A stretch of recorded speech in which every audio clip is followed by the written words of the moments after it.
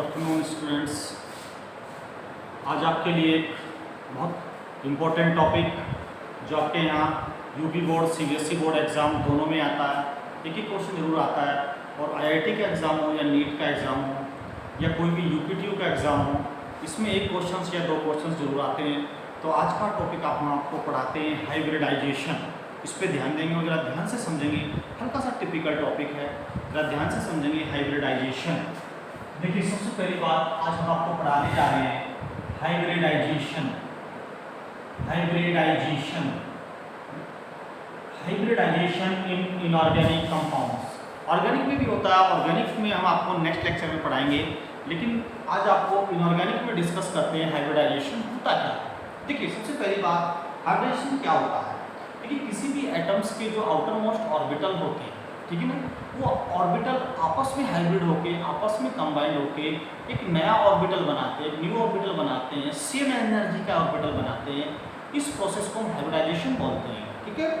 लेकिन mainly question जो आता है हाइब्रिडाइजेशन का, वो आता है बेटा हाइब्रिडाइजेशन निकालने के लिए।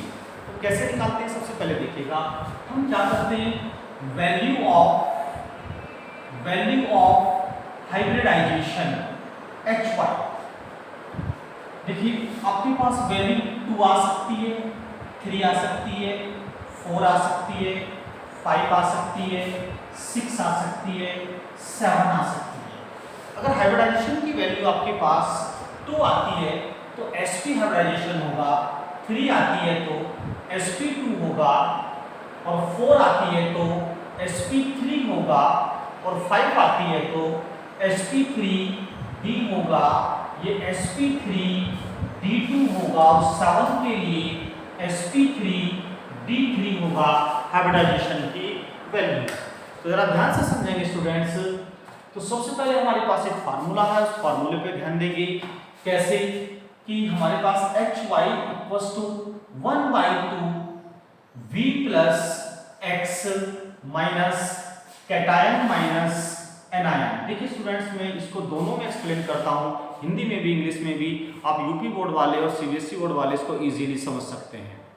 देखिए ध्यान से, ये हमारे पास फार्मूला है, आपको ये लर्न करना है, लेकिन हमें पता होना चाहिए ये V क्या है, X क्या है, C क्या है और A क्या है। जरा ध्यान से समझेंगे, V क्या है। V होता है, जरा ध्यान देंगे, वैलेंस इलेक्ट्रॉन। वैलेंस इलेक्ट्रॉन बोलते हैं V को। अब ये वैलेंस इलेक्ट्रॉन क्या होता है, किसी भी एटम के आउटर मोस्ट ऑर्बिटल में जितने इलेक्ट्रॉन होते हैं वो वैलेंस इलेक्ट्रॉन होते हैं, यानी कि संयोजी इलेक्ट्रॉन होते हैं। V वो होता है। कैसे, जैसे देख सकते हैं, सोडियम है, एटॉमिक नंबर 11 2 8 1, तो वैलेंस इलेक्ट्रॉन 1, यहाँ पर 1 फिल करेंगे हम लोग। जैसे मैग्नीशियम है, मैग्नीशियम का 12, तो 2 8 2, यहाँ पर हम 2 फिल करेंगे V के स्थान पर। देखिए ध्यान से, जैसे ऑक्सीजन है, 8 एटॉमिक नंबर होता है, 2 6, यहाँ पर हम 6 लेंगे। जैसे क्लोरीन होता है हमारे पास, क्लोरीन का एटॉमिक नंबर 17 होता है, 2 8 7, 7 हम यहाँ पर फिल करेंगे। तो अब मैं समझता हूँ कि आप समझ गए होंगे कि V क्या होता है। V होता है नंबर ऑफ वैलेंस इलेक्ट्रॉन। और वैलेंस इलेक्ट्रॉन क्या होता है कि किसी भी एटम के आउटर मोस्ट ऑर्बिटल में जितने इलेक्ट्रॉन होते हैं वो वैलेंस इलेक्ट्रॉन होते हैं। दूसरा X क्या होता है, ध्यान देंगे आप लोग, X को समझेंगे। X क्या है, X है नंबर ऑफ मोनोवैलेंट एटम, है ना। नंबर ऑफ मोनोवैलेंट एटम यानी कि वो एटम जिनकी वैलेंसी एक होती है, यानी कि जिनकी संयोजकता एक होती है। जैसे फर्स्ट ग्रुप होता है पीरियोडिक टेबल में, hydrogen, lithium, sodium, potassium, rubidium, caesium, francium, इनकी वैलेंसी एक होती है, तो इनको लेंगे हम लोग। दूसरा होता है, एक वैलेंसी और भी होती है, जैसे हेलोजन एटम्स होते हैं, एलिमेंट्स होते हैं halogen, fluorine, chlorine, bromine, iodine, astatine, ठीक है। तो इनकी भी वैलेंसी 1 होती है, इनको लेंगे यहाँ पर। तो फॉर एग्जांपल देख सकते हैं हम, जैसे फर्स्ट एक ग्रुप होता है हमारे पास, hydrogen, lithium, sodium, potassium, rubidium, caesium, francium, इनकी वैलेंसी +1 होती है। तो ज्यादातर ये एलिमेंट्स आएंगे यहाँ पर। दूसरा हम देखते हैं सेवंथ एक ग्रुप होता है हमारे पास, जैसे फ्लोरीन, क्लोरीन, ब्रोमीन, आयोडीन, एस्टेटीन, इसकी वैलेंसी भी 1 होती है। जैसे -1 होती है क्योंकि ये इलेक्ट्रोनेगेटिव एलिमेंट्स होते हैं मोस्टली इसमें, आयोडीन को छोड़कर, तो इनकी वैलेंसी भी 1 होती है, तो इनको लेंगे हम लोग यहाँ पर। तो देखते हैं। और सी क्या होता है? सी होता है कैटायंस, चार्ज ऑन कैटायन, कि कैटायन पर चार्ज कितना है। कहने का मतलब मेरा ये है, सी क्या होता है कि चार्ज ऑन कैटायन यानी कि प्लस कितना है। ए क्या है? चार्ज ऑन एनायन यानी कि माइनस कितना है, उसको लेंगे। ये थोड़ा नेक्स्ट टाइप के एग्जांपल में आएगा, पहले देखते हैं हम कुछ एग्जांपल्स करते हैं। जैसे हमारे पास एग्जांपल है टाइप फर्स्ट। टाइप फर्स्ट में हम लोग क्या करते हैं कि व्हेन सेंट्रल एटम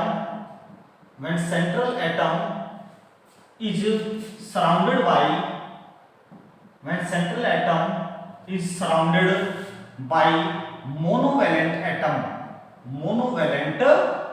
ये फर्स्ट टाइप है। सबसे पहले हम इसके क्वेश्चंस करेंगे, देखिए ध्यान से। जैसे हम एग्जांपल लेते हैं, एग्जांपल लिया PCl5। अब PCl5 में सबसे पहले देखना है कि सेंट्रल एटम कौन सा है। भाई सेंट्रल एटम P है, जाहिर सी बात है P को Cl ने चारों ओर से सराउंड कर रखा है। Cl को P तो नहीं कर सकता, लेकिन P को Cl कर सकता है इजीली, तो कर रखा सेंट्रल एटम ये है। तो देखिएगा V क्या होता है, फार्मूला सबसे पहले हमारे पास ये है HY = 1/2 V + X minus cation minus anion. Clear? अब देखिए हमारे पास सबसे पहले हम देखते हैं V क्या है। V क्या है? Valence electron of central metal atom. P क्या है? P का एटॉमिक नंबर कितना होता है? 15 होता है। 15 होता है तो आउटरमोस्ट ऑर्बिट में कितने हो गए? 5 हो गए। तो यहां से आपने 5 ले लिया। X क्या है? अभी आपको बताया था X क्या होता है? Number of monovalent atom. तो आप लोग देख सकते हैं X क्या है? Number of monovalent atom. Clear? और मोनोवैलेंट कितने यहां पर? 5। क्योंकि क्लोरीन की वैलेंसी 1 होती है, ये मोनोवैलेंट है, तो इसके कितने हैं? 5। तो यहां पर आप 5 लेंगे। और माइनस कैटायन, कोई प्लस नहीं है इसके ऊपर, माइनस एनायन, कोई माइनस भी नहीं है इसके ऊपर। तो देखिएगा भाई 10/2, तो हाइब्रिडाइजेशन की वैल्यू आ गई हमारे पास 5। और 5 के लिए क्या होता है? sp3d। तो इसका हाइब्रिडाइजेशन क्या हो गया? sp3d। मैं समझता हूं क्लियर हो गया होगा। तो देखते हैं कोई दूसरा example.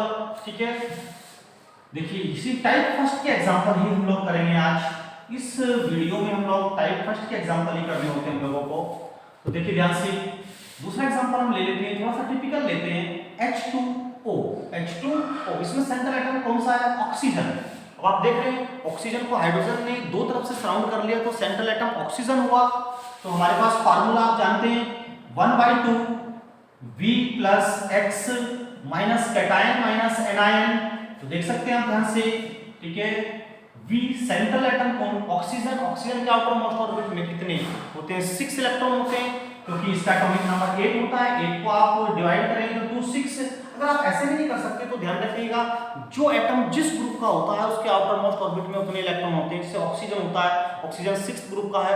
Oxygen, sulphur, selenium, tellurium, polonium, इसके आउटर मोस्ट ऑर्बिट में 6 इलेक्ट्रॉन होते हैं, क्योंकि ये 6th ग्रुप का होता है। ठीक है, तो देखिएगा 6 plus number of monovalent atom, hydrogen. Hydrogen first एक ग्रुप का है, वैलेंसी 1 होती है।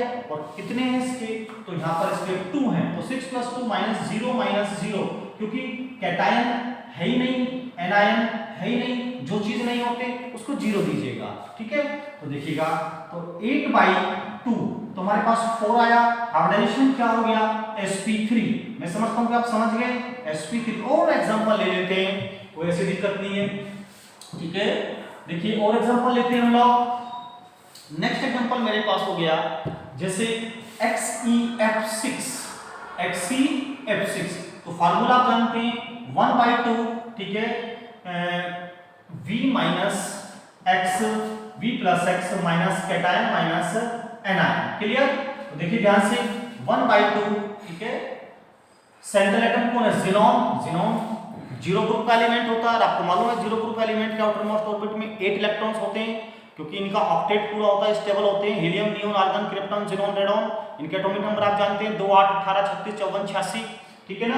देखिए ध्यान से बेटा, इसके आउटर मोस्ट ऑर्बिट में 8 electrons plus number of monovalent atom कितने हैं? 6 हैं। -0 कैटायन माइनस एनायन कुछ भी नहीं है, तो 1/2 इनटू कितना हो गया? 14, ये आ गया 7 वैल्यू हाइब्रिडाइजेशन की कितनी कितनी आ गई 7, और 7 के लिए क्या होता है sp3d3। बात क्लियर। देखिए और देख लेते हैं हम लोग, ठीक है, एक दो एग्जांपल और कर लेते हैं, बहुत सारे एग्जांपल होते हैं इसके, बस आप तो एक मेथड सीख लीजिएगा फिर आप कोई भी कर लेंगे। जैसे IF7,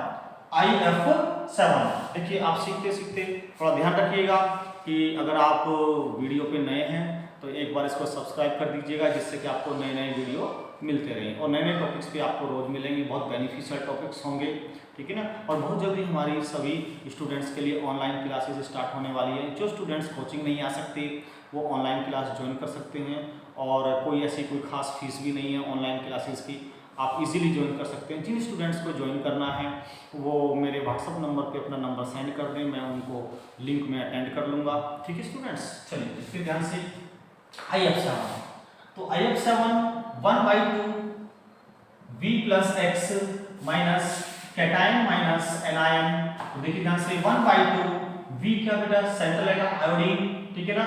आयोडीन का आउटरमोस्ट ऑर्बिटल में 7 होते हैं, plus number of monovalent atom fluorine monovalent होता है 7 ग्रुप का, आपको बताया था अभी। तो 7 माइनस 0 तो 1/2 into 14, तो 7 आ गया।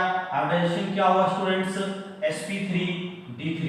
मैं समझता हूँ कि आपको ये समझ में आया होगा। टाइप फर्स्ट देखिए, इनऑर्गेनिक के टाइप सेकंड होते हैं, टाइप थर्ड होते हैं और टाइप 4 होते हैं, और फिर हम आपको डिस्कस करेंगे ऑर्गेनिक में हाइब्रिडाइजेशन, ये नेक्स्ट वीडियो में कल डिस्कस करेंगे। कल आपको एक नई वीडियो मिलेगी, तो मैं समझता हूँ कि आप इस वीडियो को देखिएगा, अपने मित्रों को शेयर कीजिएगा और चैनल को सब्सक्राइब ज़रूर करें, जिससे आपको नई नई वीडियो मिलती रहे। और मेरे कुछ पुरानी वीडियो भी पड़े हैं, केमिस्ट्री के बहुत सारे टॉपिक पड़े हैं, आप उनको देख सकते हैं, समझ सकते हैं। अगर आपको फिर भी कोई प्रॉब्लम होती है तो मेरे व्हाट्सअप नंबर पर कोई भी प्रॉब्लम, कोई भी क्वेश्चन भेज सकते हैं एनी टाइम, किसी भी टाइम, और आपको तुरंत आंसर मिलेगा। Thank you.